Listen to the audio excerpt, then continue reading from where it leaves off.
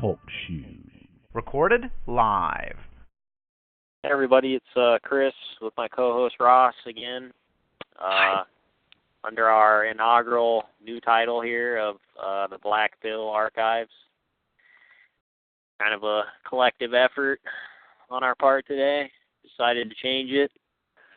Kind of figured, since we're kind of moving a little bit outside the bounds of theology now, that's our former title was a little bit too limited. I thought, this is a little bit more broad in scope. You know what I mean? Yep. So the only reason I was kind of tentative to name it the Black Pill Archives, though, is because the acronym, the BPA. What, like the plastic chemical? Yeah. Yeah, the bisphenol A. I guess we're gonna co-opt that then. This is the good BPA. This is the kind you want. Yeah.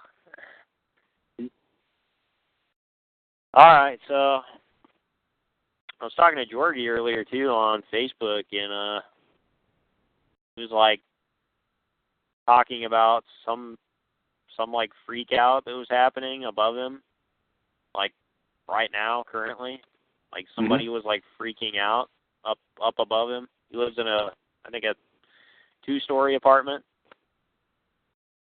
I mean, like he said they were like chanting and like talking really fast and making really weird noises, and then I told him to we'll see what happens if you pray against it. And then he messaged me back, and then he said they started like growling. So I don't know. Man. So I don't know what's going on there. I told him to call in and talk about it, but I don't know if he's going to. But anyway, yeah. I remember the apartment days. Loads of fun? Oh, yeah. Especially when you have domestic violence going on, next door. Ambiance, man. Ambiance. Oh, yeah. All right, well, I suppose we will continue reading our We Want to Live by Augenis Vonderplants. Oh, by the way, did you like the title of the last call I did? I put so that the Star Wars movies literally have what we were talking about in them. That's what I was trying to think of when we were talking about bacteria last time. That they literally have this concept in those movies. With the midichlorians. Yep.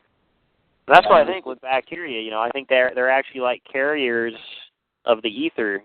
Like they transmit or they carry the ether. Possibly. Mhm.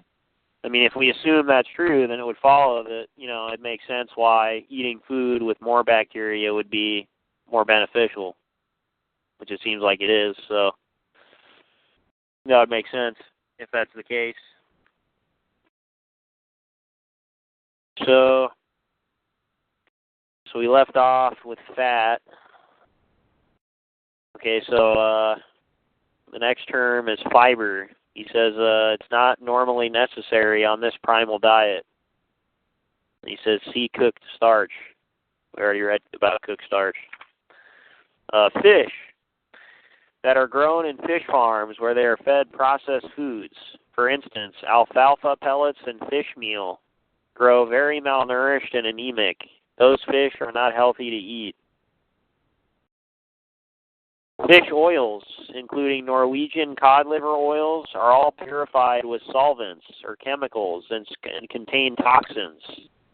As of April 2005, the only way to get pure raw fish oil is to eat raw fish. Now, I did not know this either. Now, this is the first time I've heard about this, too. He's saying basically all, cod liver oils that aren't, basically they're in a bottle are, like, tainted and useless. Yeah. I didn't know that, but I'm not surprised. Yeah, well, I'm not surprised, but I definitely did not. I actually used to take a cod liver oil out of the bottle a while ago, but yeah, I didn't know this. He says all advertising that claims pure fish oils are false claims. Before we begin to give credence to any pure and raw claim for oil, we must receive in writing on the producer's letterhead that at no time does the oil come in contact with any chemical, including but not limited to chlorine and alcohol, or any heat greater than 96 degrees Fahrenheit from ocean or lake to commercial container, usually bottle. Distributors cannot make any verifiable claims because they do not know the details of producing oils. Only the producer of any oil knows the process. Any oil that is encapsulated has been subjected to high temperatures when sealing each capsule and absorbs chemicals from the capsules.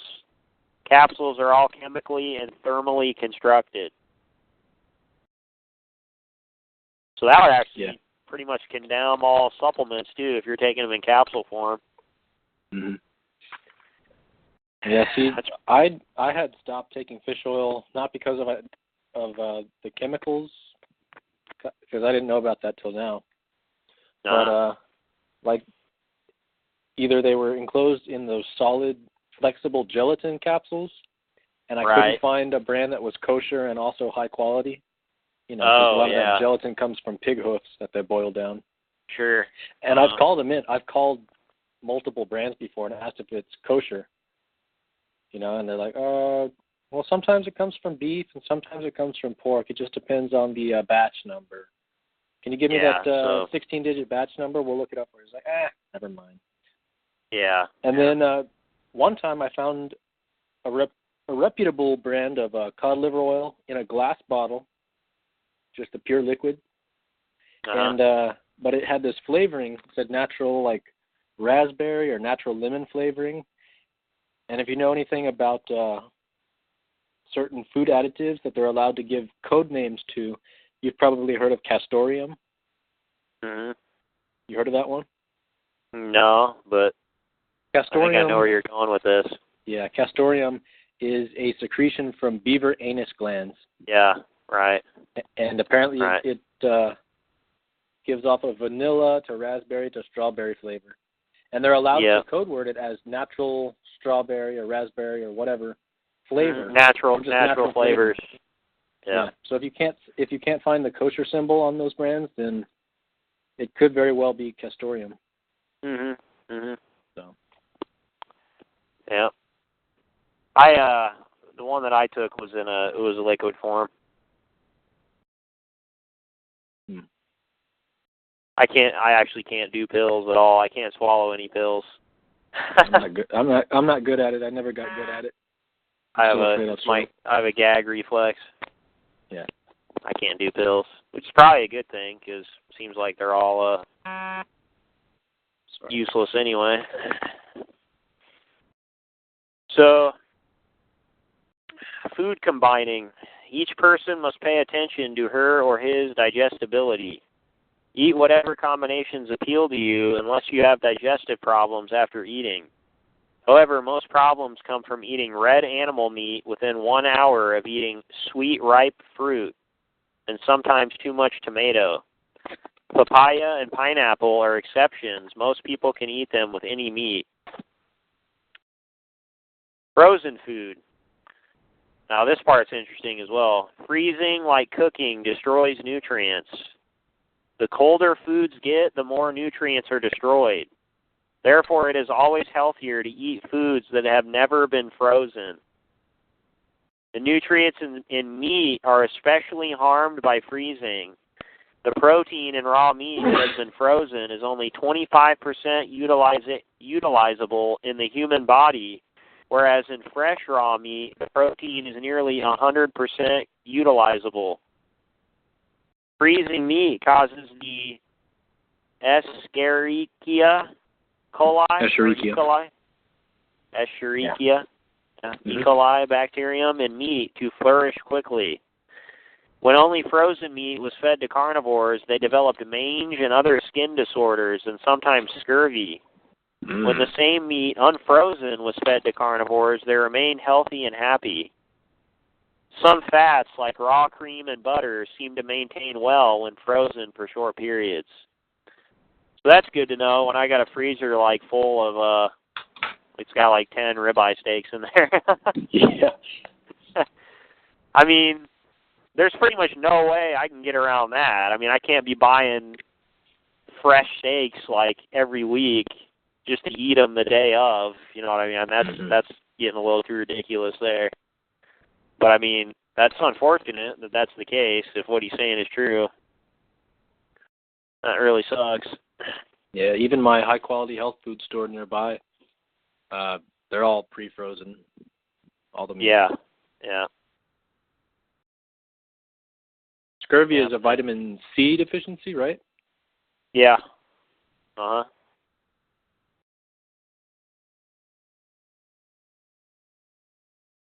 Okay, so fruits. Fruits are produced by vegetation.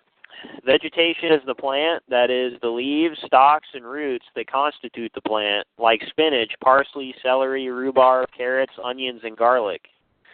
The following foods are often thought to be vegetables but are fruit, or bland fruit: tomatoes, peppers, broccoli tops, cauliflower tops, corn on the cob, mushrooms, cucumbers, and other squash. Fruits are mainly used for cleansing, including detoxification, hydrating the body, and supplying sugars for fuel and enzymes for digestion, utilization, and assimilation. Fruits that are not bland fruit are best eaten unripe and very firm. When unripe, they contain less sugar and more enzymes. Fruits eaten highly sweet and ripe causes much over-emotionality. Now that's another thing I had no idea about that.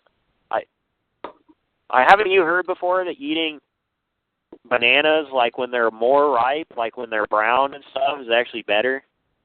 Yeah, well, they taste better to me. Yeah, they're sweeter. But haven't you heard that before? That's usually promoted as healthier, right? Yeah. He's saying the exact opposite. He's saying fruits that are unripe, they're best eaten unripe. That's interesting. Never heard that.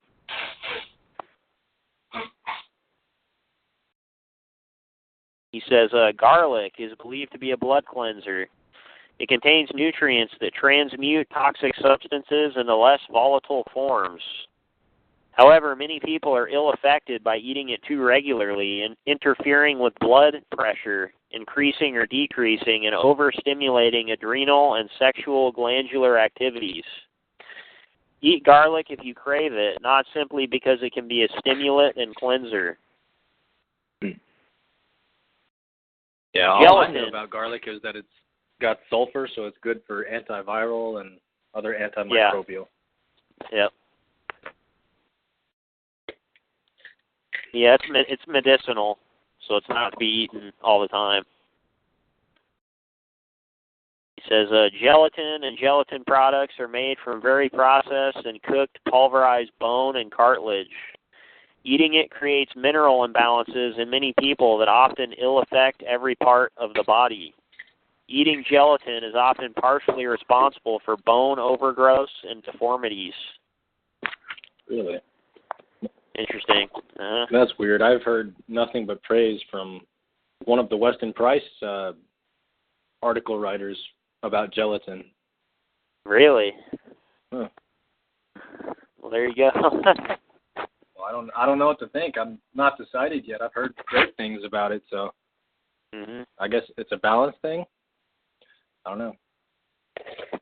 I don't know, man. I think I trust Ogenus. Yeah. Seems like he says honey unheated. That is honey that does not reach temperatures beyond 93 degrees Fahrenheit. Bees fan honey inside hives to prevent honey from reaching over 92.8 degrees Fahrenheit. If the honey reaches higher temperatures, bees abandon part or the entire hive. They will not eat the heated honey unless they are starving. If they have to eat heated honey, they become agitated. Eating plenty of unheated honey helps replace missing enzymes for nearly all purposes throughout the entire body, but especially for protein digestion. When the bees collect nectar, they swallow it and pre-digest it, synthesizing an insulin-like substance that prevents excessive sugar problems. For most diabetics, unheated honey replaces absent insulin and eliminates the water retention caused by missing insulin and enzymes. Unheated honey is a major promoter of youth when the diet includes raw meat.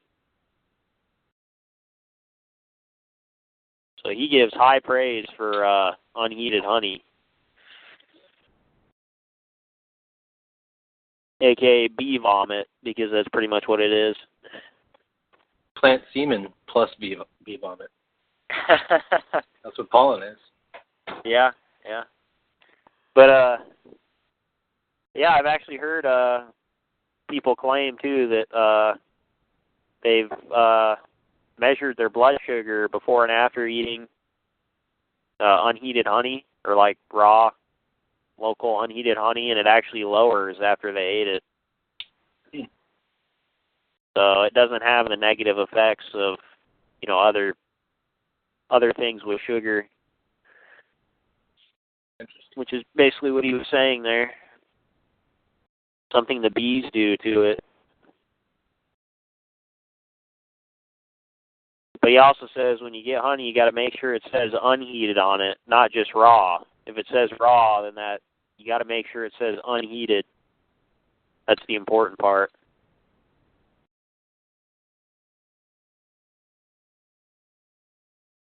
It says ice cream raw.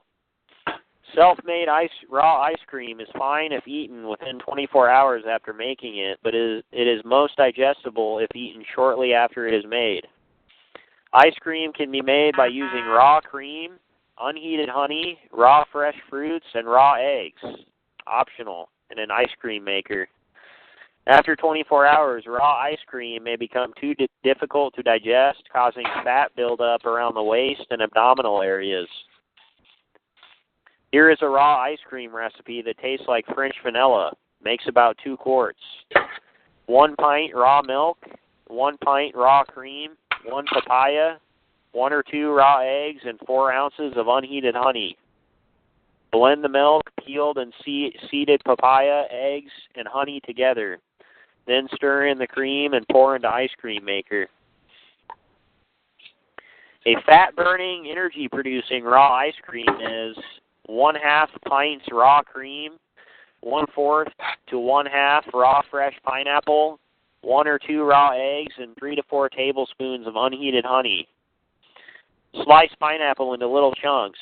Blend 1 cup of pineapple chunks with eggs and honey. Stir remaining pineapple chunks and cream into the blended mixture. Pour into ice cream maker. A toxin-absorbing raw ice cream recipe that tastes a lot like gingerbread eaten with ice cream and makes about 2 quarts is 1 pint raw milk, 1 pint raw cream, 2 raw eggs, 2-inch section of fresh ginger root, 4 ounces unheated honey, and 1 to 3 ounces raw carob powder. Slice ginger root, peeled or not, into thin circular slices. Blend the milk, eggs, honey, ginger, and carob powder together. Then stir in cream and pour into ice cream maker. Delicious frozen ice on a stick can be made by blending fresh fruits with a little unheated honey if desired into a puree. Pour into molds and freeze. Man, I wish I had an ice cream maker now. My uncle's got one, but homemade ice cream tastes really good. Yes, sir. Okay, so irradiated food is food that has been exposed to radioactive materials for the purpose of lengthening shelf life. The radiation destroys enzymes that would cause normal fermentation and molding. It also alters many other nutrients and causes many toxic byproducts. Eating irradiated food increases your chances of developing cancer. Many potatoes and packaged spices have been irradiated. Fruit and meat are increasingly being irradiated and are supposed to be labeled as irradiated. The label is a deceiving encircled rose. The FDA does not require manufacturers to label foods that have been irradiated when they are blended with other foods such as sauces and seasonings. Manufacturers and suppliers are fighting to change the law so that they do not have to label irradiated food. They do not seem concerned that they are slowly poisoning us into painful disease and or early death. Kefir, plain raw, is similar to yogurt, that is, milk that has been pre-digested by bacillus. Kefir is healthier when not thickened with gelatin. The difference between kefir and yogurt is that plain raw kefir is thinner than yogurt and can easily be made without heat above a cow's body temperature, about 100 degrees Fahrenheit. Yogurts are heated to at least 112 degrees Fahrenheit to further thicken them. The fat, lactose, and protein in raw plain kefir have been pre-digested by the bacillus cultures for easy digestion, assimilation, and utilization. Kefir improves general digestion because the milk is mostly pre-digested. Blending or mixing in some unheated honey increases digestibility. Along with unheated honey, raw, unripe fruit may be blended with kefir if desired, but not if you suffer from pain.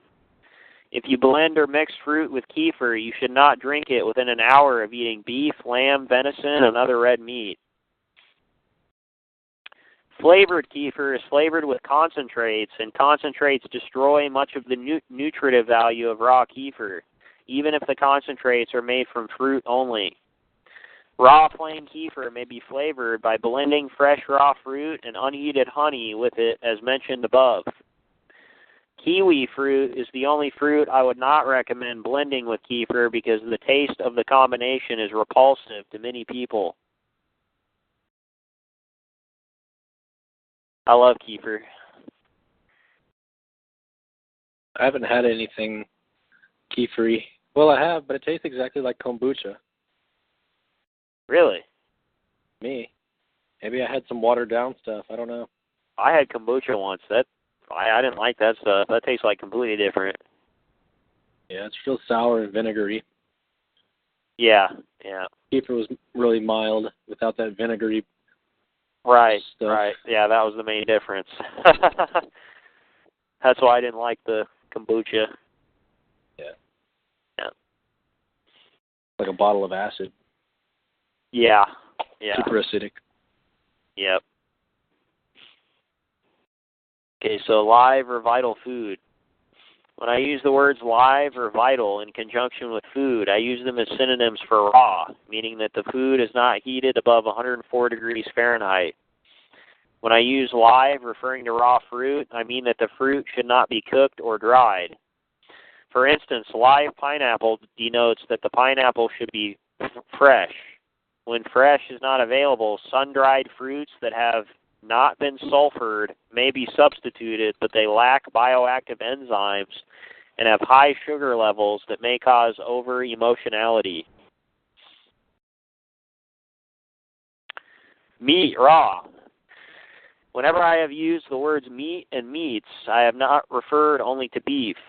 I have referred to any flesh food, whether fish, fowl like chicken, or animal. I don't recommend eating the skins of meat. They are all too difficult to eat and digest. I do not recommend eating any glands or bone marrow from fish, fowl, or animals unless they are organically grown because most toxins store in the glands and bones. Milk, raw, and raw dairy products. For someone who gets stomach or intestinal discomfort, gas, or flatulence from drinking raw milk, try adding and blending up to 1 tablespoon of unheated honey per 8 ounces of raw milk to correct the enzyme deficiency that causes digestive problems. Pre-blending a half gallon, 64 ounces raw milk with 1/4 to a half cup of unheated honey and a half cup raw cream makes it convenient when you want a glass. Drinking cold milk from the refrigerator often causes lactate and milk protein to pass into the blood without digestion, causing allergic reactions. It is best to warm milk or let it stand in a dark, warm cupboard several hours before drinking it. I let mine stand for at least 24 hours prior to drinking to allow the natural bacteria in milk to pre-digest it for me. Good advice. Yep. I don't know if you've mentioned this, but I have found that goat's milk is much easier on the digestion than cow's milk. Yeah. Yep. If you don't mind that freshly squeezed goat flavor, but I mean, you need to get used to it anyway.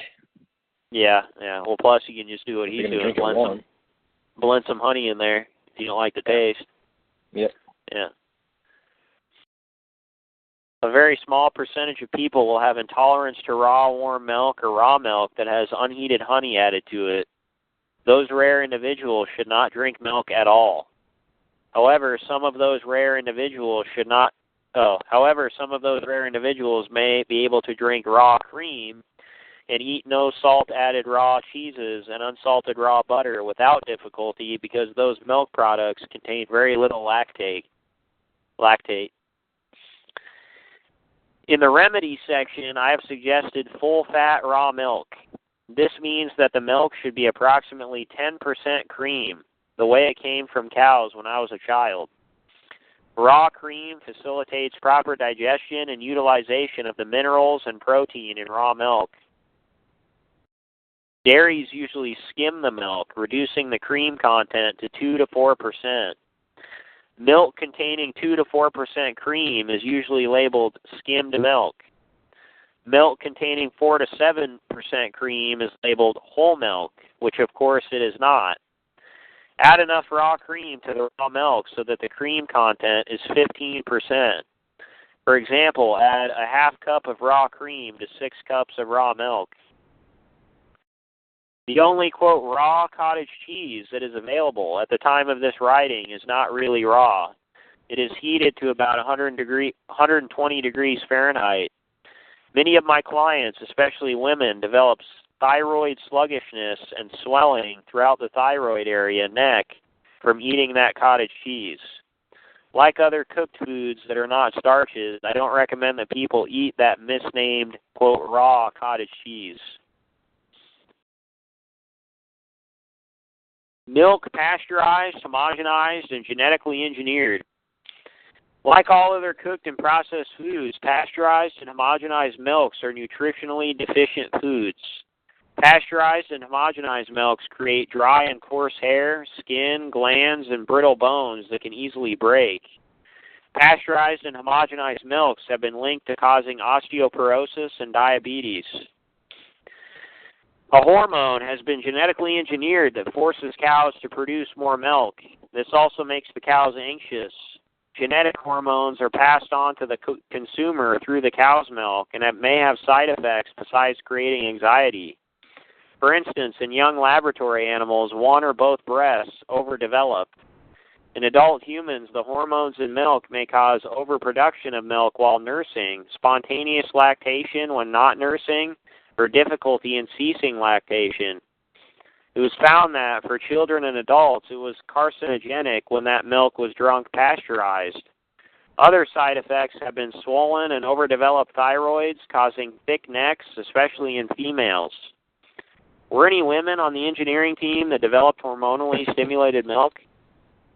I observed that infants who nursed from mothers who drank those milks developed rashes, colic, and frequent odorous bowel movements, including diarrhea. Within days after mothers ceased nursing and fed their babies healthy raw cow's milk, the rashes, colic, and irregular bowel movements stopped.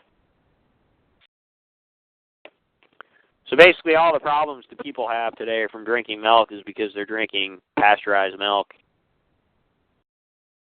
Also, all the lactose intolerant people, they can't digest it because all the enzymes have been destroyed. Yeah. I'm wondering if that's, the cow's milk that I've been able to get raw, it's been in the refrigerator at least. It wasn't frozen. But I'm wondering if cow's milk is naturally a little bit heavy on the stomach. Well, did you drink it refrigerated, though? Yeah. Well, that's he says not to do that. You mean let it warm up first, or not refrigerated source at all? I think not refrigerated at all. So it may have been damaged already. Maybe pre-warm it. Because he says here, he said back here, drinking cold milk from the refrigerator often causes lactate and milk protein to pass into the blood without digestion, causing allergic reactions. Mm. It is best to warm milk or let it stand in a dark, warm cupboard several hours before drinking it. He says, I let mine stand for at least 24 hours prior to drinking it to allow the natural bacteria in milk to pre-digest it for me. See, there's the key there. You pre-digest it a little bit, then it'll be easier on you.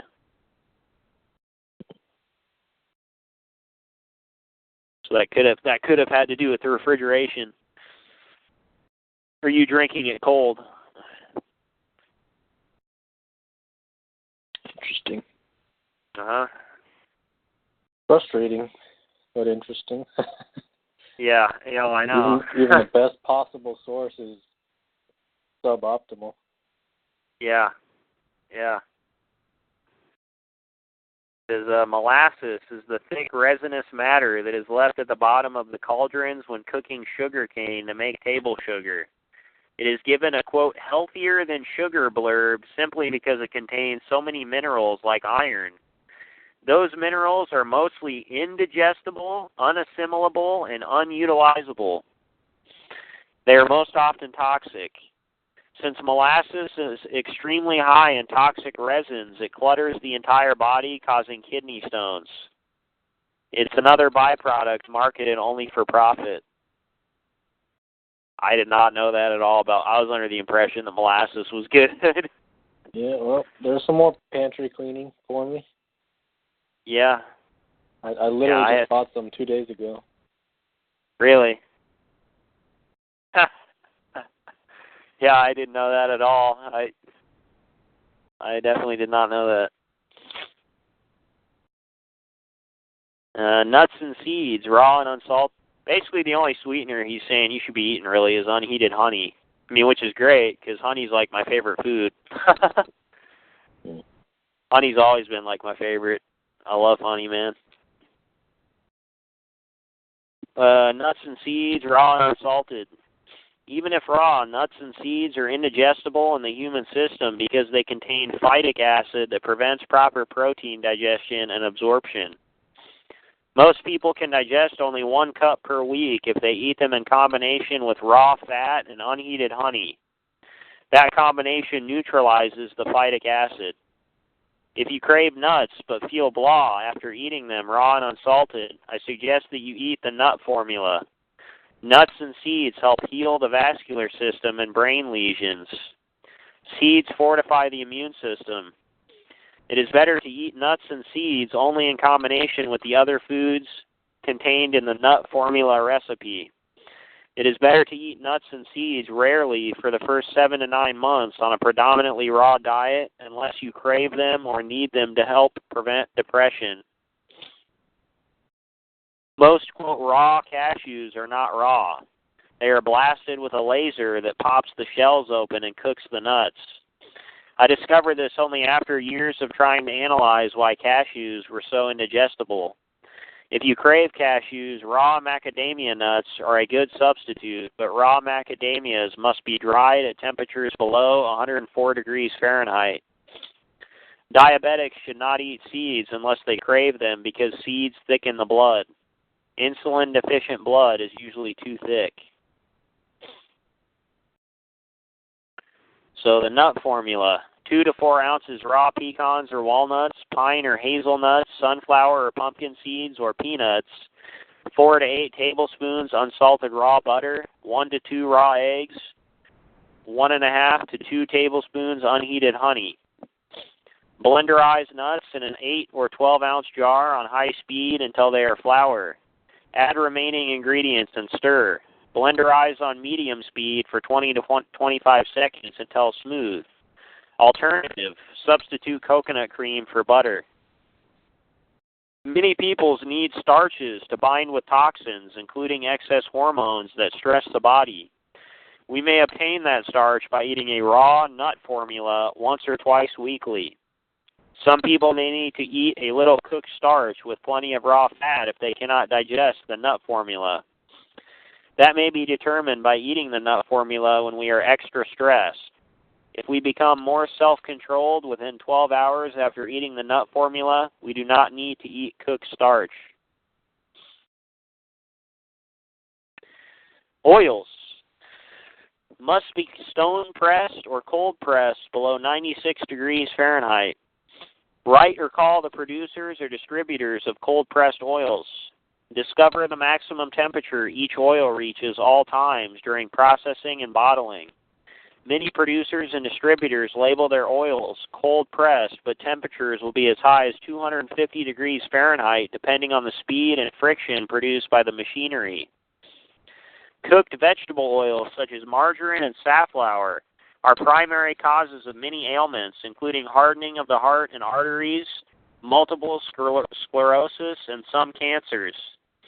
Hydrogenated oils have the molecular structure of plastic. Would you knowingly eat plastic for nourishment? The tribes that eat cooked animal fats do not have hardening of arteries or heart disease. I have been using a little unheated above 96 degrees Fahrenheit fermented coconut oil for a while now. Its virtues have been impressive, especially for the skin. I mentioned those virtues throughout the remedy section.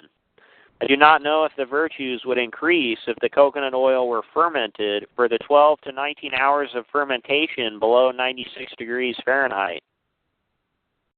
I do know that the virtues diminish if heated above 96 degrees Fahrenheit. Eaten a little at a time, the body uses coconut oil to help unclog organs and glands, strengthen liver and heart, and heal vascular lesions. The natural fermentation process helps digestibility of the coconut oil. The olive oils that I've been using have been either stone-pressed or cold-pressed below 80 degrees Fahrenheit. I do not know if the virtues that I have stated throughout the remedy section would diminish if the olive oils were cold-pressed above 80 degrees Fahrenheit, yet below 96 degrees Fahrenheit. I do know that the virtues diminish if heated above 96 degrees Fahrenheit. The body uses olive oil to cleanse blood and vitalize lungs, soften and then dissolve scar tissue. Eating citrus fruit or tomato with or immediately after olive oil helps digest olive oil. The cold-pressed flaxseed oil that I have been using has been pressed below 96 degrees Fahrenheit. I do not know if its virtues would increase if it were pressed at temperatures below 96 degrees Fahrenheit. I do know that the virtues diminish if heated above. The body uses flax oil to help prevent cancer cells from forming, heal nerve tissue, soften liver and kidneys, reverse cirrhosis, and substantially strengthen the heart. It is better drunk not more than 1 tablespoon at a time in the morning and a few ounces of fresh raw citrus juice. Unheated above 96 degrees Fahrenheit fermented coconut oil may be used in place of olive or flax oils, but not as replacement for coconut cream. Coconut oil is more of a cleanser, except on the skin, where it is a health stabilizer. Internally, coconut cream is more a health stabilizer. Organically grown food is always preferable. That means foods that are grown without any chemicals, including fertilizers and sprays. Regarding animals, organically grown means that animals are grown on organically grown feed and not fed or injected with chemicals or hormones. However, this label is abused. If you have doubts, call the manufacturers or farmers that produce the food. There are many poultry producers who claim to sell organic chicken. They feed their chickens mainly soy, 50 to 85% of the diet. Poultry would be poisoned by eating raw soy. So feed manufacturers heat and chemically process soy for poultry. Oh, hold on. for poultry feed. Even though the soy may have been organically grown, the chemically treated and processed soy is no longer organic. Then farmers who feed their fowl soy as a protein supplement are not raising their poultry organically grown, but will sell it as organically grown, such as rosy organic chickens. When a product is chemically treated and processed, it is no longer organic. Animals that eat such a feed are not organically grown. Governments allow producers to lie to us and harm us. So we have to do the best we can by choosing the best we can until we change the laws and get farmers to grow crops and animals truly organically grown.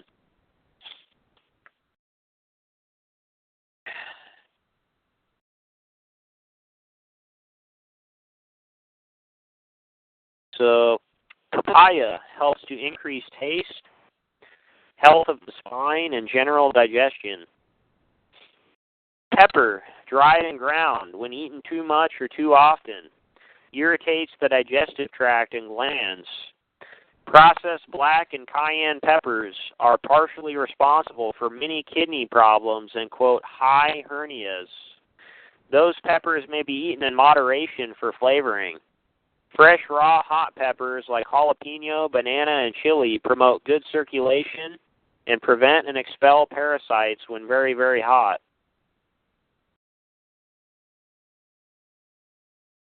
Preservatives and pesticides, airborne or in or on foods, create volatile substances inside the body that are dangerous to the life of cells, often causing faulty development and functions, faulty production and utilization of body serums, cellular mutations, and overall impaired cell and body constitutions.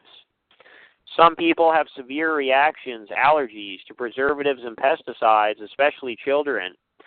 Sores, eczema, psoriasis, nosebleeds, severe irritability, headaches, numbness, dizziness, panic, nausea, fatigue, anxiety, and hyperactivity. Raw brown sugar is a misnomer. It is nothing other than table sugar with about 5% molasses added back to it. Refrigeration and storage. Refrigeration that is too cold dulls taste. Setting the refrigerator temperature no lower than 48 degrees Fahrenheit ensures more taste. As room temperatures fluctuate through seasons, so will refrigerator temperatures. Adjusting refrigeration temperature every 2 months ensures more flavorful refrigerated foods. Meats are best kept in the coldest area of the refrigerator, but not frozen. Raw meat wrapped, sliced, or cubed and placed in large, wide-mouthed glass jars. It usually keeps 10 days. The average is 7 days, without developing a strong odor. The lid should be tight. I found that raw poultry stays fresh 5 to 7 days without developing a strong odor when the bone and skin are removed and the meat is stored in glass jars with the lid tight. However, I have not experienced any problem with eating any meat when the smell was offensive.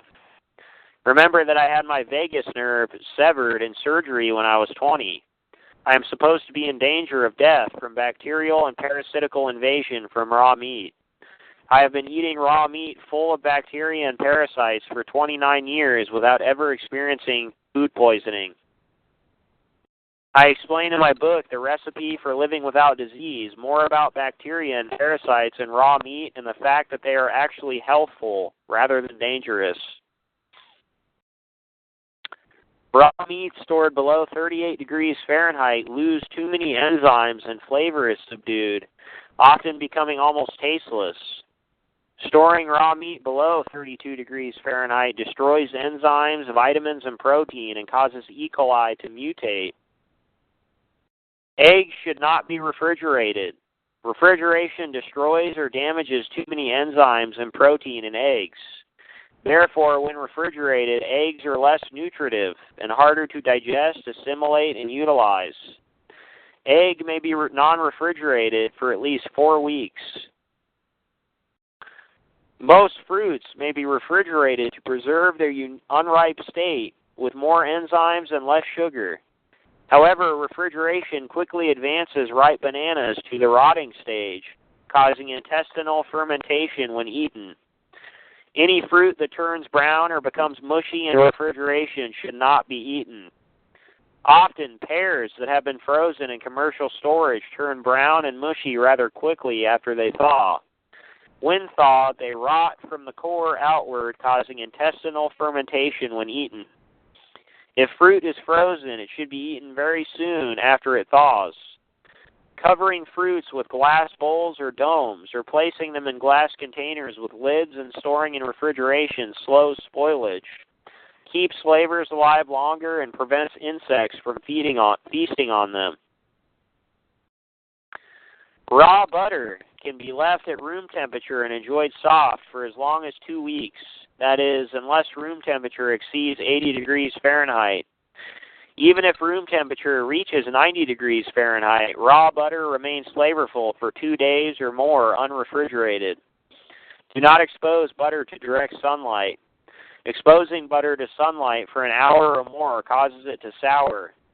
I prefer to refrigerate my raw butter until the day before I use it. Then I put 1.5 cups in 2 cups wide-mouth glass jars and leave the butter at room temperature so that I may enjoy my butter soft and flavorful. Many people on this type of raw diet eat 3 to 8 ounces of butter daily and keep a daily schedule preparing raw butter for the next day or two. Raw dairy never spoils. It simply becomes varieties of cheeses, including butter that becomes a blue cheese. Raw cheeses last several weeks unrefrigerated in airtight containers. Like butter, no salt-added raw cheeses are more flavorful at room temperature. Some of my clients enjoy their no salt-added raw cheeses left unrefrigerated for weeks. Sometimes a pungent white mold forms on cheeses. The mold is beneficial for some people, that is, if strong cheeses are appealing. However, for some people, moldy cheeses cause listlessness that may last weeks. Raw milk is best consumed soon after it has been taken from an animal. However, since most of us do not live on farms, raw milk keeps better in refrigeration. Raw milk mixed with unheated honey and raw cream added and stored in a dark cupboard without refrigeration lasts without souring for 3 to 4 days, unless room temperature constantly exceeds 80 degrees Fahrenheit. If it separates, shake to remix it. Oils that are properly cold-pressed or stone-pressed, that is, pressed below 96 degrees Fahrenheit, should be kept from light. Placing each bottle of oil inside a brown paper bag, pressing the bag around the bottle, putting a rubber band at the neck, and putting the oil in the darkest, coolest cupboard prevents the bottle of oil from turning bitter and or flat. Olive oil should not be refrigerated. Because flax oil is so vulnerable to oxidation and light, it should be refrigerated. If and when there is ever truly cold-pressed, non-solvent extracted wheat germ oil available, it should be refrigerated. Cold-pressed peanut oil, if we can ever get it again, is better non-refrigerated. It should be placed in a dark bag and kept in a dark cupboard, as for all pressed oils, except flax and coconut oils. Holding your breath for 10 seconds and exhaling into containers of fruits, vegetables, and oils, then sealing them, facilitates preservation. So that was all very useful information. Yeah. And he mentioned the bananas, too. We were wondering about. Uh-huh. So royal jelly is food prepared just for the queen bee and brood of a hive. Eaten with raw meat and raw fat, it increases regeneration of tissue and youth. Royal jelly should be stored in refrigeration. Never heard of that before. Royal jelly. Well, I mean, if it's cool in the hive, then that makes sense. But how cold is he talking? Does it say? No. I guess as long as you don't freeze it, huh? Yeah. All right. Okay, so salad dressings. An alkalizing salad dressing is 5 tablespoons each of raw unpasteurized apple cider vinegar or raw wine or vinegar and unheated honey. Optional ingredients are red onion, fresh chili, fresh herbs, raw plain kefir when available, raw cream when available, and raw fertile egg. Unless combined with an equal portion of raw vinegar, avoid oils on salads because the nutrients in the salad foods will be bound by the oils and unable to alkalize the blood and body. However, it is okay to eat raw oil, like unsalted raw butter or stone-pressed olive oil, on cooked starch, such as pasta or bread, during the same meal with a salad. The starch keeps the oil free from coating and penetrating the salad foods. Salt. Table salt is a catalyst in the development of all diseases in most people. Mineral salts are plant food, not food for humans. If they were food for humans, we could live on dirt. The vegetable kingdom makes wonderful use of mineral salts in balanced ratios to grow healthfully and strong. After they make the salts into bioactively available substances, we can juice their leaves, stalks, and roots to obtain concentrations of those salts. In our bodies, mineral salts that are not naturally present in food imbalance our systems, causing many diseases, including cellular dehydration, edema, and bone diseases and malformations.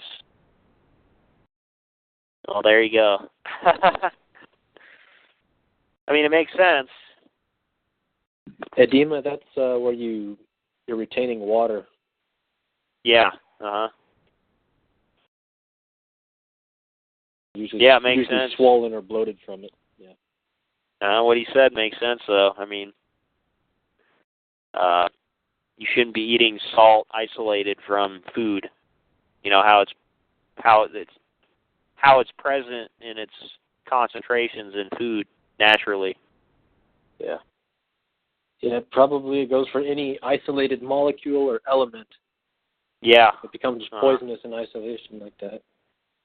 Yep. It says sauces. Store-bought, prepared sauces are all cooked. Raw sauces may be made by using your favorite ingredients, fresh and raw, and blended together. For example, here's a tomato sauce.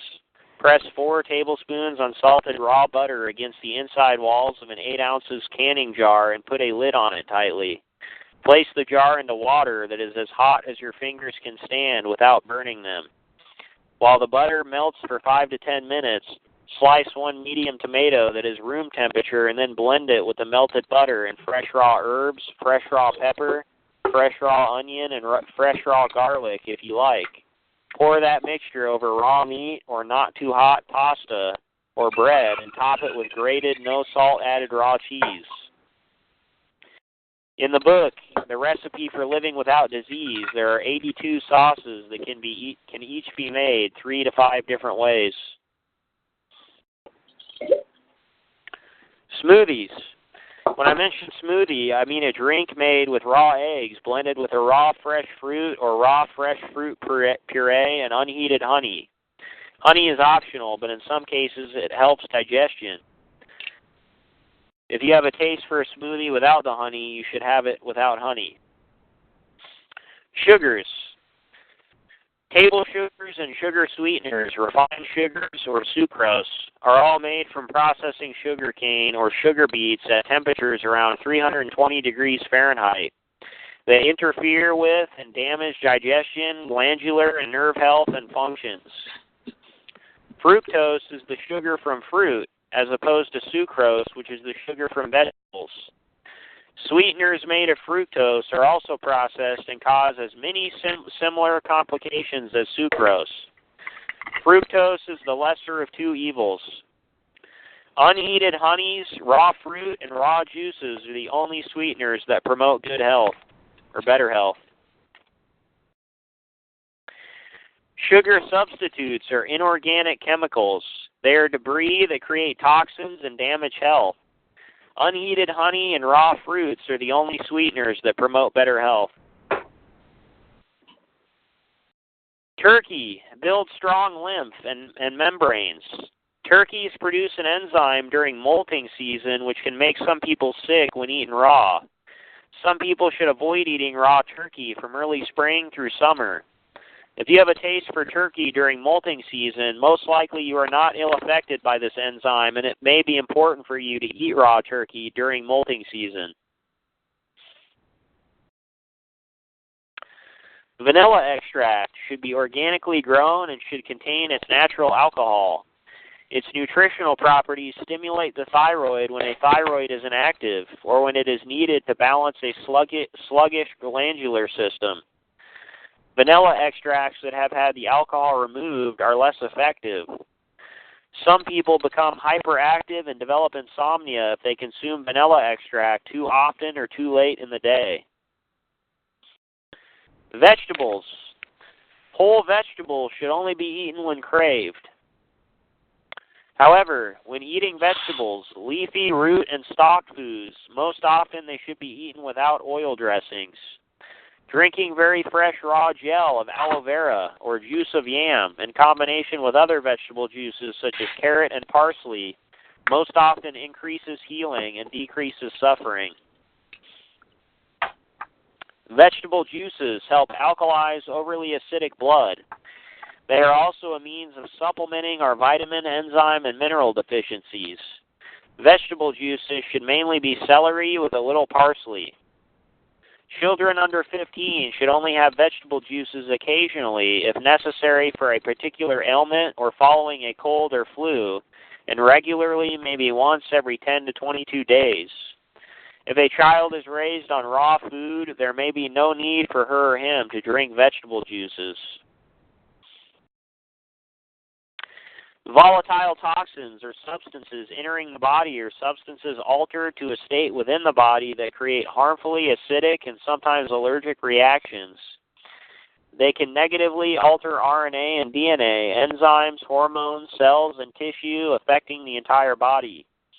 They can be the result of low-grade mineral poisoning caused by eating canned food, preservatives, pesticides, and medication. Exposing oneself to chemicals, pesticides, and other pollution from an excess of hormones produced by the body itself because of those substances listed above, or from a diet that is not proper for an individual. Water. Now this is really interesting. Water dries the body. Drink water rarely. Analogy. Continually applying water to skin dries and cracks the skin. Oiling the skin protects and preserves the skin. It is the same inside our bodies. She's basically saying fat is actually what quenches thirst. Eating tomatoes quenches thirst best. Dry lips and mouth are not dehydration. The brain discards many toxins, especially metals, through the gums and tongue, absorbing and spending all available fats in and surrounding oral tissues. That leaves the mouth and lips very dry, but it is not dehydration, but fat deficiency. Placing 1 tablespoon of unsalted raw butter with a dab of unheated honey on the tongue and keeping them in the mouth for 5 to 10 minutes reverses dry mouth and lips. Drinking fresh raw milk, cream, and kefir, fresh raw vegetable juices, unheated honey, and eating fresh unripe fruit provides H2O rich in electrolytes, enzymes, minerals, vitamins, and fats that prevent drying. A wonderful thirst-quenching drink is a blended mixture of 2 cups peeled cucumber, 3 to 6 tablespoons coconut cream, and 1 tablespoon unheated honey. Of that mixture, drink 2 to 3 ounces at a time throughout the day. That's really interesting. Mm-hmm.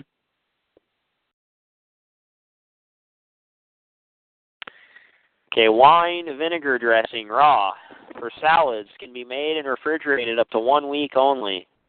One suggested recipe is blend 1/3 cup of raw unpasteurized apple cider vinegar, 1/3 cup raw organic wine, all or a portion of 1 fresh hot pepper, red, yellow banana, red or orange or black jalapeno and chilies.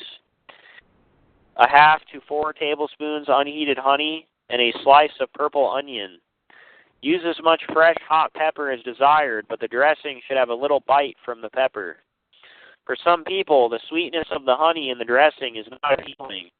Those people should have it with less honey or without honey. For some people, the opposite is true. Those people should add more honey.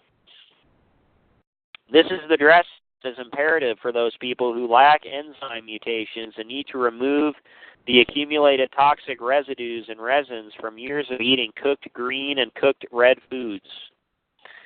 For another salad dressing, decrease the amounts of wine and vinegar to 1/4 cup each and add 1/4 cup raw plain kefir. Whipping cream. When raw cream is available, it can be whipped and enjoyed. Whip raw cream until it starts to thicken, and then add 1 to 4 tablespoons unheated honey per 1 cup of cream. Continue whipping until it is as firm as you like it. Eat it with whatever meets your fancy: fruit, salads, popcorn, or other cooked starch or raw meat. Yogurt. Yogurt is similar to kefir. However, yogurt is always made with heated milk and will not thicken unless the milk is heated to at least 115 degrees Fahrenheit. Most store-bought yogurt is made from pasteurized milk and is an inferior food. Raw kefir is considerably superior.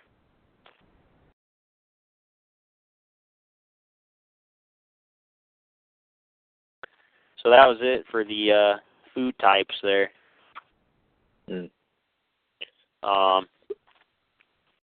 You have any comments or thoughts? I'm just slightly overwhelmed by all the specific expiration ranges for different food types there. Yeah. But I mean, not many of those things are stuff I often eat anyway. No. It's not a big deal. No, me neither. Yeah, I mean, he's talking about dressings. That's for salads and. Oh yeah, yeah. I'm done with those for now, and I don't eat them. No, I know. Anyway. Yeah, I don't eat. Yeah, I was gonna say I don't eat salads hardly ever either. Yeah. I mean, it's just still useful information for other people that might listen, you know. Yeah. But all right, so let's see what's next.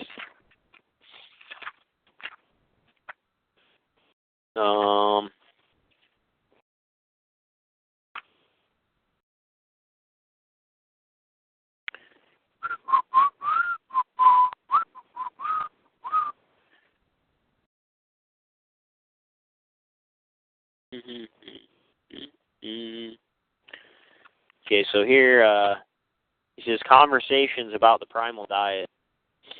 I conclude this section by sharing parts and composites of the email exchanges between Sherry, who is a mother of 5 and has been on the diet for about 4 years, and an acquaintance of hers, Carrie, a woman who was a dissenter of my Primal diet, and finally me. So this is Carrie writing to Sherry. It says, Sherry, didn't you feel this strongly about a vegan diet too? This diet says no water. This diet says no starch. This diet says no salt. This diet says eat, eat, eat.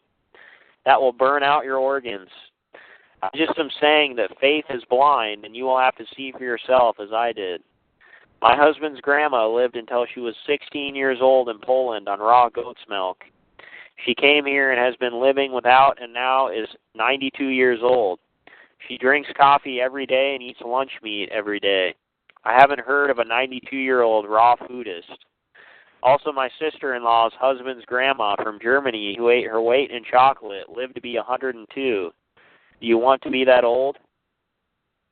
Ogenus makes it seem that this diet will give you the vitality to jump rope when you are 95. I haven't seen the people who he claims cured themselves. I haven't even read articles about any of it. I haven't seen him share with the world his findings. Nothing is published anywhere. His first book I read 10 times. I wasn't convinced by his appearance that 20 years of eating like this was promoting youth and wellness. Take care, Carrie. Since this Sherry responds, hello, Carrie. Again, I have already considered the objections you posed. I have read, studied, and applied principles of nutrition and its relation to our physical, mental, and emotional health for many years and also have put these principles to the test to see what really works. My husband may be smart in many ways, but he is not in great health and even has some fairly serious precancerous symptoms. He may have a strong genetic health, which has allowed him to be abusive to his body thus far, but he will need to consider making changes in his own diet if he wishes to continue into old age in good health. I look to Dr. Pottinger's studies and see such a mirror image of what happened to his cats and what is happening to humans today regarding the lack of health we are all experiencing. I attribute many factors, but not just diet, to the cause of it all.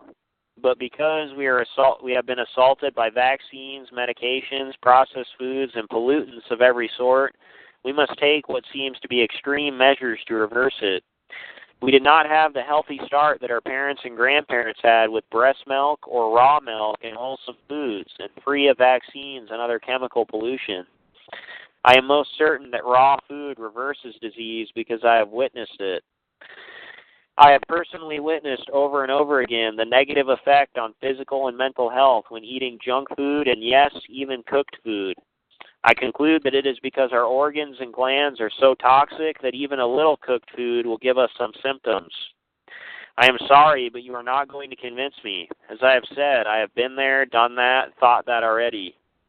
I also do not think that because I have not made all the right choices in the past regarding diet makes me wrong today.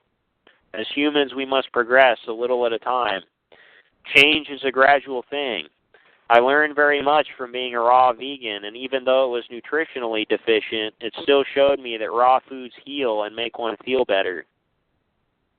By the way, Ajanis is not using me or anyone to promote his business. Those of us who have benefited from his knowledge in the diet wish to share that with others. Ajanis is one of the few people I know who is not given to pride and greed. He lets the diet speak for itself, and speak it does if you give it a chance. I have 4 children and 1 on the way, and can see a great difference between my last born when I had been on the diet for more than 2 years and the rest of my children. I have also spoken to another mother who has been on the diet for 2 of her pregnancies, and there is no doubt that this diet positively affects our children emotionally, physically, and intellectually. I appreciate your thoughts, but again, you will not convince me as I have already considered these same objections in the past and cannot find any validity to them. We have been doing the Primal diet now for 3.5 years, and I have only seen continued improvement in my children and myself. My youngest is exceptionally smart and advanced, and that I attribute to being on this diet during pregnancy as well as her now consuming the raw meat and dairy. I have much empirical experience and evidence at this point to prove the diet, and I will confidently continue. Sincerely yours, Sherry. So Carrie responds, Sherry, there are plenty of smart people who eat cooked foods. Did Sir Isaac Newton eat raw meat? What about all the people who designed machines to do the work of 200 men? They definitely pass me up as far as brains go. Doctors don't necessarily have brains. Being smart isn't a product of this diet. It's the time you take to teach your children in ways that they can absorb all the knowledge given to them. Look at your hubby. He eats cooked food and is able to work out of your beautiful house and make enough money to raise 4 children and have a comfortable life. To me, that is smart. Dr. Howell died. He looked his age. As far as Pottinger, he studied cats. Animals have far greater enzymes and acids to digest raw food because that is how God designed them. Yes, they should eat raw. People are different. Another thing Ajanis said is you don't need a lot of sleep, just 4 to 5 hours. I am not here to judge. I just feel in my heart that Ajanis isn't telling all and is using you for his business because that is all it is. I'm so sorry to upset you. I am grateful I met you and for the farm foods. Take care, Carrie. Hello, Ajanis. I think that whenever we are persecuted for this diet, it gives us some consolation if you read and comment on the exchange. Only if you have time, of course. Hope you are well. Yours, Sherry. So Ajanis chimes in. Hi, Sherry. If anyone claims to have read my first book 10 times, we must ask, why did that person misquote me on water, starch, sleep, and salt? About water, I recommended that we minimize the drinking of water because very little water can be absorbed by our cells and dries the skin and membranes of cells. I suggested drinking more milk and vegetable juices and eating tomatoes and cucumbers. All of those foods and all raw foods contain H2O that can be cellularly utilized. I said in my first book that some people should drink a lot of water for a while. About starch, I said in my first book that starches are very necessary, even to the point that I recommended that a few people go against the main principle of eating raw food. I suggested that they would benefit from eating simple cooked starches sometimes, like unsalted bread, etc. But because I later observed the collection of toxins, even when those people ate plenty of raw fat, with the cooked starch, in my second book and in the revision, I advised that necessary extra starch be derived from eating the nut formula as much as possible.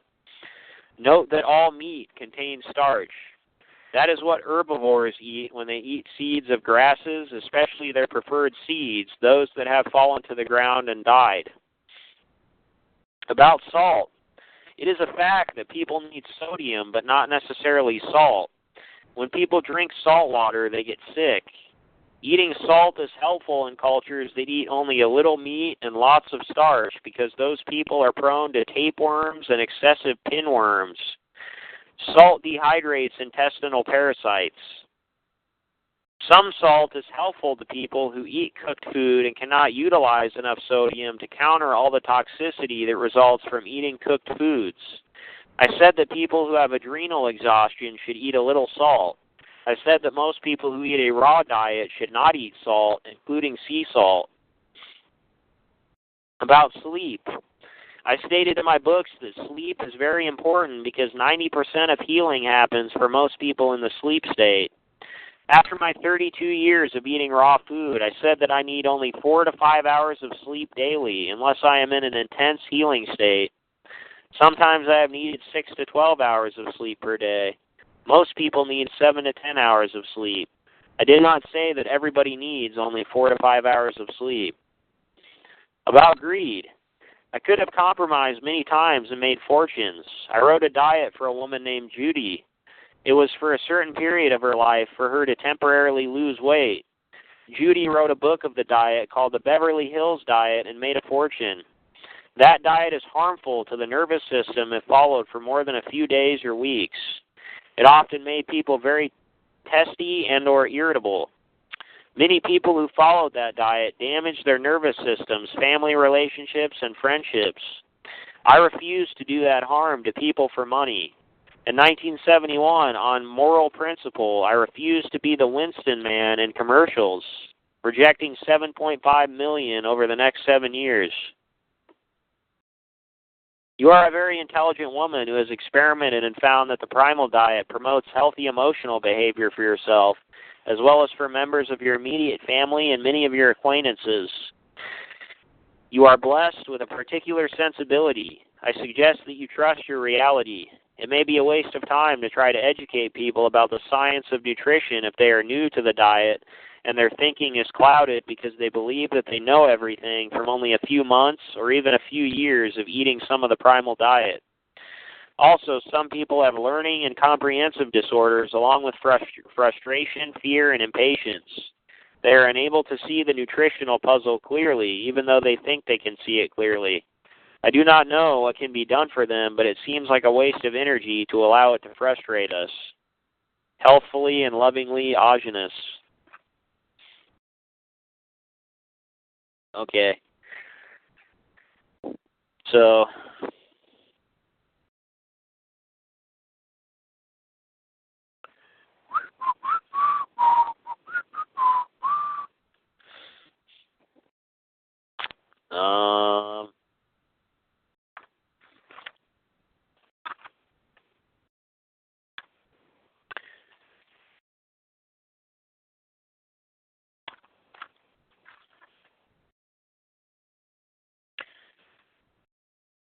So the next section is going to be on vital food remedies.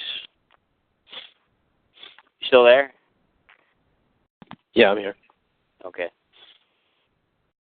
So it says, I have recommended that my clients equate themselves with all of the ailments listed throughout this section because most people have many of these ailments, but not to the extent that they can be diagnosed.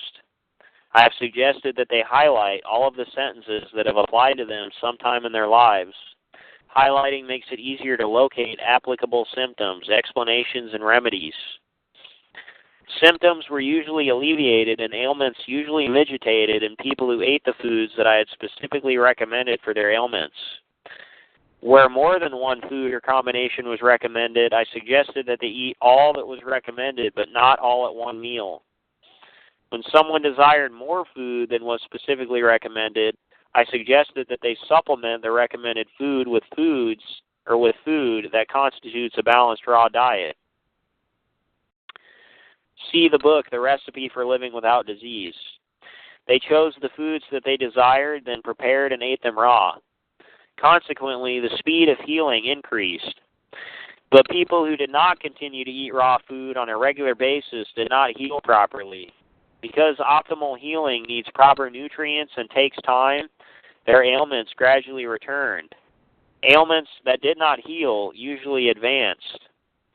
Detoxification and healing, to the point that people no longer felt hindered by advanced ailments, took weeks, months, or even years, depending on severity. Symptoms of ailments that quickly mitigated usually returned, indicating that more thorough cleansing and healing is required for better body functions. When symptoms lingered because the body continued a process of cleansing and healing, or when symptoms mitigated quickly and then returned for more cleansing and healing, people sometimes became disconcerted and discouraged. Doubts rooted. However, everyone who held fast to eating the raw diet experienced proper cleansing and healing, mitigating the severity of their ailments, often to the point that eventually they forgot they had the ailment. People who trusted in nature's raw food precedence and to a degree in their instincts and intuition with endurance, patience, and time most often achieve significantly better health. Throughout Volume 1, I gave examples of the many healthy rewards I obtained using courage and patience when going through a major detoxification and eating a raw diet. I will give you another here. Immediately prior to the first printing of this book in 1996, a violent rash erupted on my nose, around the inside of my left eye, and the top center of my forehead at my hairline. On the second day, the rash looked as if it were developing into Kaposi, accompanied with chronic headaches. I did not have AIDS, but was concerned. I used my how do you spell that word? Kaposi, or however it's pronounced, Karposi. Karposi. Okay. Yep. Okay, so I used my salve for burns, ate raw chicken every 4 hours, ate 8 to 12 raw eggs daily, and drank raw milk constantly to keep pain to a minimum. By the fourth day, small blisters formed.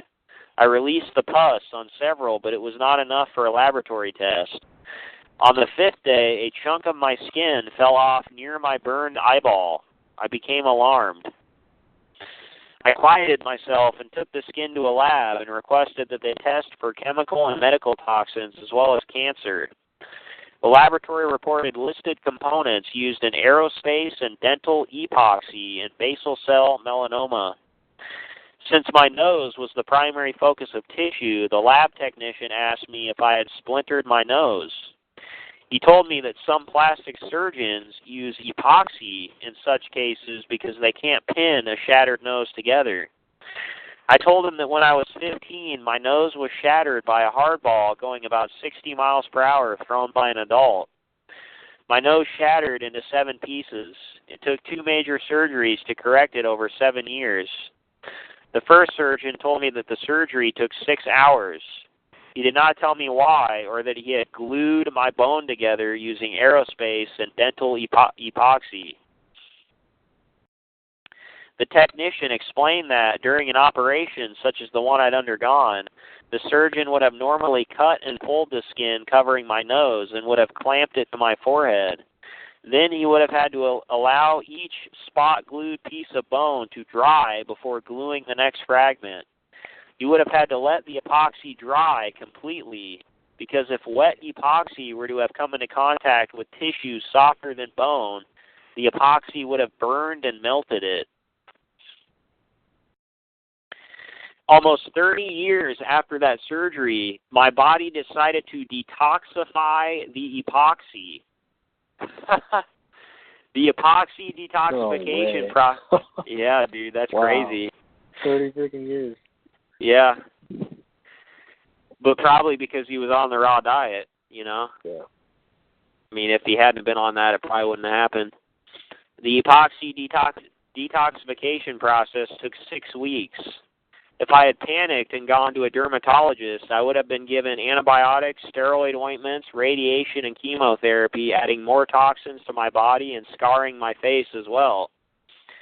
Now my face, skull, and brain have the opportunity to live and function healthier, better, and more efficiently. Already, my sense of smell is keener and food tastes better. I'm hoping that the scars and damage to my left cornea, nose, and forehead where the dissolved epoxy causing cancer burned my eye and burned massive holes in my skin will heal. 1 year after that cancer... Hold on.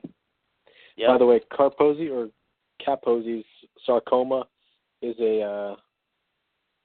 apparently a type of cancer. Anyway, it doesn't look too bad in the photo. Well, yeah, never mind. Uh-huh. Oh, yeah. Skin cancer or what? I was just looking at one. I was looking at a small case of it. It looked like, what do they call that, rosacea, where the skin just turns red in patches.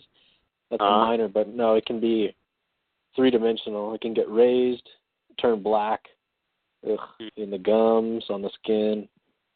Yeah, pretty nasty. It's a cancer, basically, skin cancer. So he says, 1 year after that cancer in 1997, my left cornea contained 8 layers of scars and vision loss to 20/180. Almost 8 years later, an eye exam revealed only 1 layer of scar remained and my vision improved to 20/40. I have observed consistently that the body always gains more than it loses during a detoxification. I trusted it at that time, too, and I am not disappointed. Because eating raw food provides the nutrients for the body to properly cleanse or detoxify, as well as heal and rebuild, natural cleanses such as colds, flu, and temporary aches and pains should be welcomed. They may occur 1 to 4 times a year. Cleanses and detoxification have been shorter in duration and less debilitating than cleanses that occurred before my primal diet. Almost everyone on the balanced raw primal diet felt more energy and vitality during and immediately after a natural cleansing than they had experienced when on cooked diets. Now, this is another reason why I think fasting could be potentially dangerous, especially if you're going to recommend it to people. Because if they're not eating properly, it could actually do more damage to them. You know what I mean? Yeah. Because most people are not eating nutrient-dense foods. They're not eating foods with really any nutrients in them at all.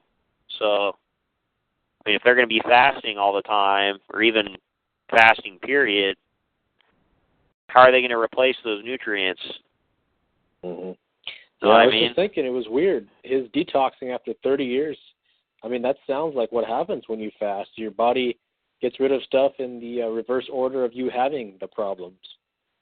Yeah. So that was like a bottom layer of his, something early in his life. Yep. But I mean, he just did it by changing his diet to real food, and without fasting anyway. Yeah. That's interesting. Yeah. So I mean, it looks like a better way. Yeah. He says, note that sometimes different ailments resulted from similar overall problems in different people. For instance, a frequently high adrenaline level in one person caused acute hardening of the arteries, while in another person it caused candida, and in another person it caused cataracts. Some elderly people who had a lifetime of accumulated cooked food residues or chemicals, for instance, years of medication or exposure to household or industrial chemicals and gases, spent the remainder of their lives in painful detoxification. Consequently, I learned that it is sometimes more important to feel better while getting a little healthier. Therefore, now I suggest to my elderly clients who find themselves going through an uncomfortable detoxification that lasts more than 3 months that they bathe as suggested under detoxification. The less beneficial alternative for stopping painful, persistent detoxification for the elderly is to eat a cooked meal once weekly. A cooked meal discourages continual detoxification of old stored toxins. One cooked meal each week of baked, broiled, or boiled chicken, not fried, usually stops and prevents extreme detoxification of old toxins stored in the body. Volatile toxic conditions are ailments where highly reactive toxins have accumulated, whether in the blood, nerve serum, lymph, connective tissues, muscles, bones, glands, or organs. It is a state in which live cells in the affected areas or systems are vulnerable to severe irritation and cellular destruction, as in my example above. Excess hormonal production, for instance, adrenaline and insulin, along with or not eating enough raw fat and meat, or not drinking raw fresh vegetable juices, frequently causes volatile toxic conditions. Drugs, medicinal and recreational, coffee, chocolate, processed peppers and sugars, pesticides, preservatives, and sodas all irritate and overstimulate adrenals and pancreas, creating volatile toxic conditions. Symptoms of excessive adrenaline are hyperactivity and or irritability and very dry skin or hair. Eating the food suggested for alkalizing the blood balances the blood within 2 to 10 days. Symptoms of excessive insulin or hypoglycemia, irritability, and edema. Completely refraining from eating ripe fruit and high-carbohydrate vegetable juices helps relieve that condition. Completely neutralizing all of those conditions has taken up to 10 years. Drinking 1 to 2 cups of naturally sparkling mineral water daily helps restore the electrolyte balance and oxygen level in the blood and reduces adrenaline production. Eating 3 ounces of unheated honey daily and 1 to 4 cups of raw, fresh, green vegetable juice at least 5 days weekly for the rest of one's life gradually replaces enzymes lost or leached from years of eating cooked food. For optimal health, research and experience have conclusively proved to me that all food except raw oils should not be heated above 104 degrees Fahrenheit. Raw oils should not be heated above 96 degrees Fahrenheit.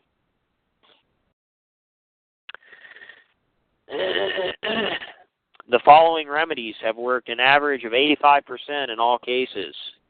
However, by man's laws, they are not prescriptive. When beginning the primal diet, a person who has not eaten many fresh foods, such as raw fruits, raw juices, and raw salads, may do better eating more raw fruits, an occasional salad, and lots of unheated honey. Also, there are people who have diseases for which the body requires more fruit until the disease is reversed.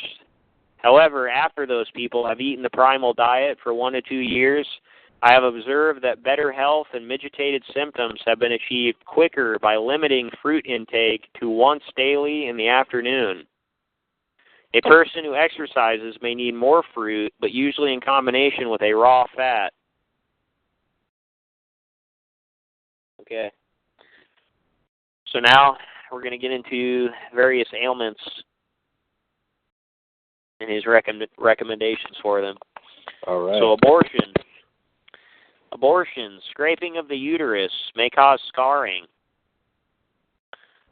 See stretch marks, scars, and wrinkles, page 338, about removing scar tissue. See hemorrhage, page 210, to stop an excessive bleed. See family planning for more natural abortive methods, page 333. Yeah. Abscess is a localized infection, detoxification accompanied by pus externally or internally. An abscess is helpful because it is a process of dissolving and discarding volatile toxins from tissues. Externally, packing the abscess with a little clay that has been pre-mixed with good mineral water into a thin paste and then applying a bandage over it absorbs and neutralizes volatile toxins. Clay is best pre-mixed as instructed under clay. The abscess will, most often, come to a head in a couple of days and burst on its own when as much toxicity as the body plans to remove is brought to the surface. Good old pus. In the case of an abscessed tooth, eating at least 15 medium-sized tomatoes per day neutralizes the condition. Eating no salt-added raw cheese with tomatoes helps to reduce abscessed tooth pain and promotes healing. With an abscessed tooth, blending the tomatoes in a puree makes them drinkable. The cheese may be blended with the tomatoes. Acne often comes from not having the enzyme mutations for utilizing cooked red and orange fruits and vegetables. The fat from cooked red fruits and vegetables cannot be broken down, assimilated, or utilized properly, forming resins and residues. Therefore, the body binds the resins and residues with numerous white cells or antibodies and fat molecules. Then the body tries to discard the mass through the skin. Because of the chemistry or size of the mass or the sharpness of residues, often like glass, the toxins burn, split, or lacerate cellular walls of the skin as they pass through the pores, creating lesions. This causes cellular sores that weep, forming pus or acne and causing scars. Avoiding cooked red and orange pigmented fruits and vegetables, including all bottled or canned tomato sauces, usually eliminates acne. Topically, applying a mixture of 1 tablespoon good mineral water, a half teaspoon powdered sun-dried clay, and a drop of stone-pressed olive oil soothes and usually prevents scars. Or simply applying a dab of unheated honey soothes and promotes healing. Eating a little cold-pressed below 96 degrees Fahrenheit fermented coconut oil or stone-pressed olive oil daily, 3 days weekly, helps remove and prevent scars. Eating live red or orange foods helps the body eliminate stored residues and resins from cooked or orange foods through the bowels and less through the skin. Drug residues like those from cocaine, novocaine, and lidocaine require 200 to 4,000 white and or fat cells to arrest and eliminate 1 molecule of toxin. When that large mass is eliminated through a pore, the skin is torn, lesions occur, and inflammation results. Consuming 1 to 2 tablespoons pre-prepared mixed clay and 2 ounces of water or juice, or eating cheese with butter helps the body absorb those toxins into the bowels and discard them from the rectum rather than through the skin. My mother, a registered nurse, told me that she eliminated her teenage acne by washing her face with her urine, an Ayurvedic medical method that works. The concentration of... You've heard that term, right? Shivambu Shastra? Yeah, isn't that a type of... It's a Vedic term. Yeah, I've heard it. Yeah. Urine therapy. No, okay. The concentration of nutrients and ammonia in the urine aids the cleansing and healing of the skin. That's very useful right there because that's something everybody can do just immediately. Yep. You know? Certain toxins must be removed through the skin instead of through the bowels. Therefore, a few pimples may be unavoidable until those toxins are completely cleansed from the system. Removing them could take many years. Adrenal exhaustion is characterized by weight loss, fears beyond what is rational, ridges in the nails in a lengthwise direction, apathy towards most forms of effort, unusual loss of hair, and by feeling unable to keep the back straight, feeling that your legs could easily collapse from under you, and feeling chemically unbalanced no matter what you eat.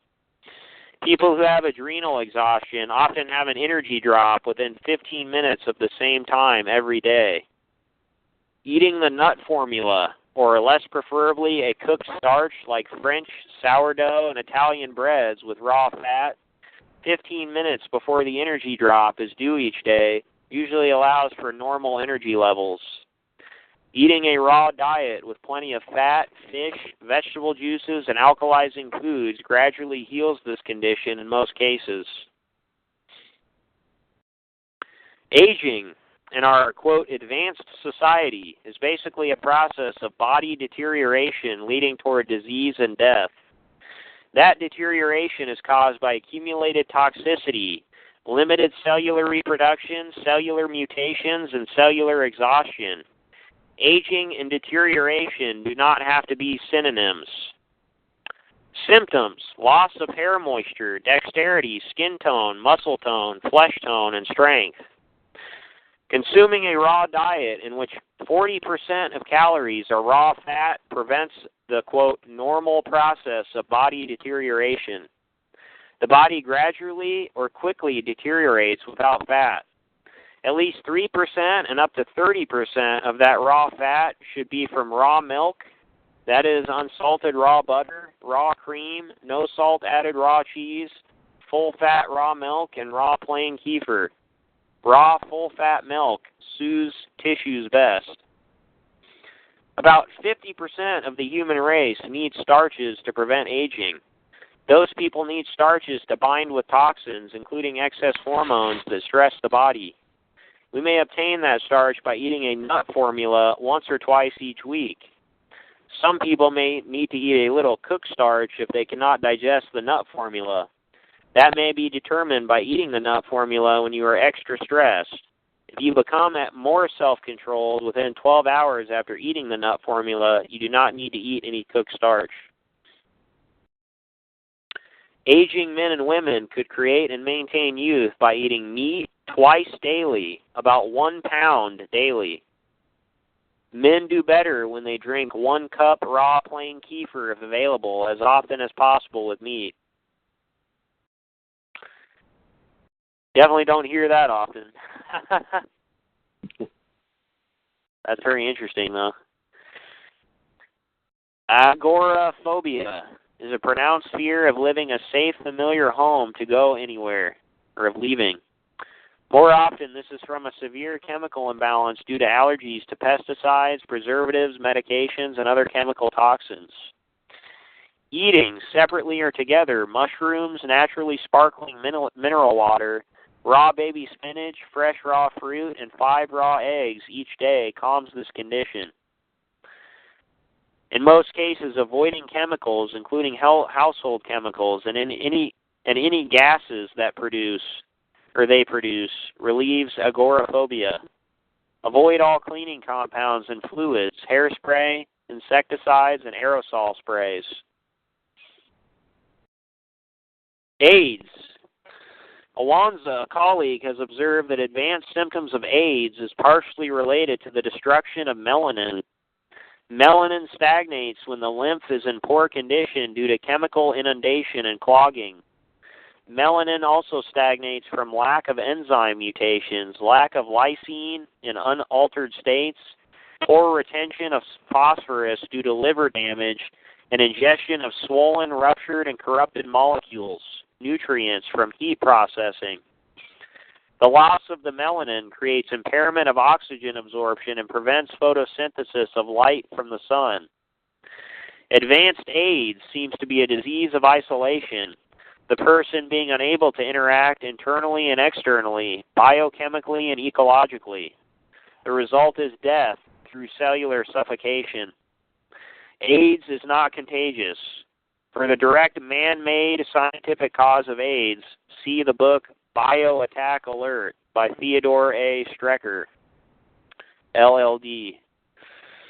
I have not had enough nutritional experience with AIDS to be comfortable with my knowledge of it. My observation has been that most of those with HIV positive who developed AIDS-like symptoms developed them only after medical treatment for AIDS.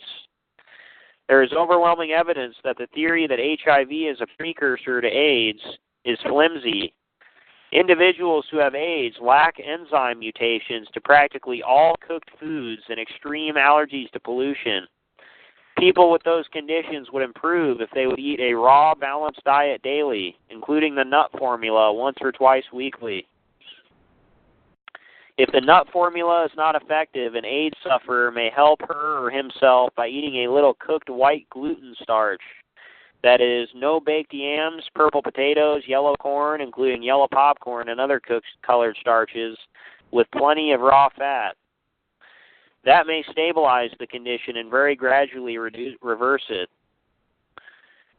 Lysine in an unaltered state can be found only in unprocessed raw foods, not in supplements. Alcoholism is a disease that involves compulsively craving and drinking alcoholic beverages. Most alcoholics do not break down cooked fat properly, so they crave alcohol to help break down cooked fat. However, the side effects are most often traumatic. When an alcoholic stops drinking, he or she should consider that the liver goes through a drastic temperature drop. Liquors artificially heat the liver. The temperature drop causes the liver to go into shock.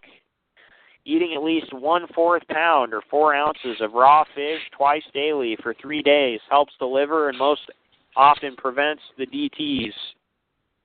Continuing to eat raw fish for another week helps the transition from alcohol.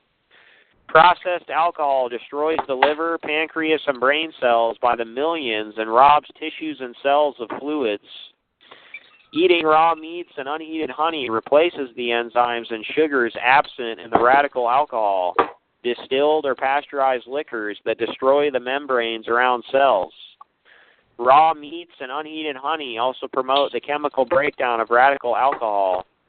A diet that is 45% raw fat would be the most healing for an alcoholic.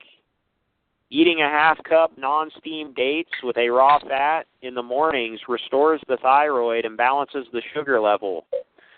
Then eating small amounts of raw meats with raw fat, alternating with very small amounts of whatever fresh fruits, preferably unripe, that are appealing with raw fat throughout the day keeps the blood sugar level balanced. If a craving for alcohol hits, blend a raw drink consisting of the juice of 5 limes, an avocado, 4 kiwis, and 4 tablespoons of unheated honey to satisfy the craving. When fresh kiwis are not available, sun-dried, non-sulfured kiwis are okay, or substitute 1 cup of live pineapple in place of the kiwis. Some people crave alcohol because they lack certain enzymes that digest fat. The alcohol helps break down the fat. This particular type of individual is prone to hepatitis. For this type, eating a little unripe pineapple with raw fat usually supplies enzymes for fat digestion and stops the craving for alcohol. For those few who cannot produce their own body alcohol, drinking 2 ounces of organic raw wine once or twice weekly supplies the alcohol that is needed. Eating raw cheese or raw fat immediately before drinking alcohol prevents a lot of damage.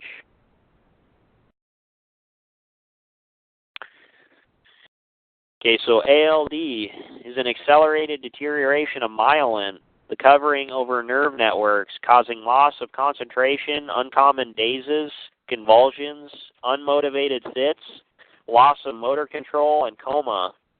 This is usually diagnosed in an advanced stage in children when the symptoms are very pronounced, as are most diseases. It has been lethal in children because without myelin, the nerves have no protection or buffer. Eating stone-pressed olive oil, fresh raw fish, and red meat or poultry at the same meal daily provides the body with the nutrients it needs to regenerate the myelin. The key to these nutrients being properly utilized is drinking 1 drop of homeopathic quinine up to 5 times daily and eating up to 4 ounces of unheated honey daily. I have no idea what quinine is. Homeopathic? Yeah, spell that. Quinine. Oh, quinine. Yeah, what's that? Is that anti-malarial herb? Man, I have no idea. No, that's quinone. Yeah, I don't know either. Well, if it's homeopathic, it's one of those common, there's a range of common homeopathic herbs and mixtures. Yeah. Look it up. It's there. Okay, so Allergies are disagreeable sensitivities to particular foods, light rays, or pollutants, including vapors from magazine and newspaper print, perfumes, and colognes. Some allergies are the result of airborne pollutants that the body cannot neutralize or detoxify and eliminate, including fibers from synthetic clothing, plastic. Other allergies result from substances in foods, natural or man-made, that the body cannot digest, assimilate, or utilize. These substances become radical toxins that severely damage tissues with which they come in contact. The same goes for allergies to cosmetics and soaps. If you can't eat it, don't put it on your skin. Symptoms from airborne allergies: rash, sinus congestion, sneezing, coughing, headache, hay fever, asthma, high blood pressure, abnormal fatigue, dizziness, and mental depression, and bleeds from mucous membranes like nosebleeds and considerable blood in the feces. Symptoms from food allergies: all of the above, plus loss of appetite, nausea, vomiting, stomach, and intestinal ulcers. Eating plenty of raw fat with a nut formula or a cooked starch, unheated honey and fruit, frequently live pineapple, most often corrects allergies. Another reason for allergies is that a body may lack the enzyme mutations to digest and utilize cooked minerals. People who lack mineral enzyme mutations often have premature graying. Drinking naturally carbonated mineral waters is helpful. Some people who lack enzyme mutations for cooked minerals have severe reactions to cooked fish. Eating raw fish with unheated honey heals this allergy. Eating no salt added raw cheese with raw fish and honey usually speeds healing. That does not mean that a person develops a mutation to digest and utilize cooked minerals. It means the toxic minerals that are stored in the body are gradually removed. Then symptoms of allergy subside. Another reason for allergies is that some people allow the body to get too cold, causing the body to burn all its blood fat. That leaves radical minerals and toxins free to damage and constrict cells to the extent that they cannot absorb nutrients. Taking care to keep the body warm with clothing or heat and to feed the body raw fat alleviates this allergy to cold weather condition. That's interesting. Wonder if taking cold showers is a good idea anymore. Pollen-related allergies can most often be alleviated by eating up to a half cup of fresh local pollen daily until symptoms subside. Mix pollen in anything that's appealing, e.g. sprinkle it on a raw salad or blend it with raw milk or raw juice.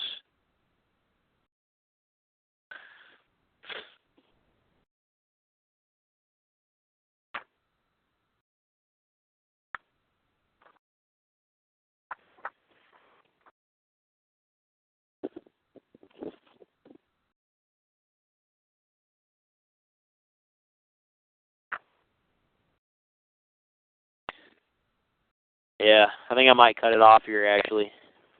Okay. Long section next. Continue. Oh, yeah.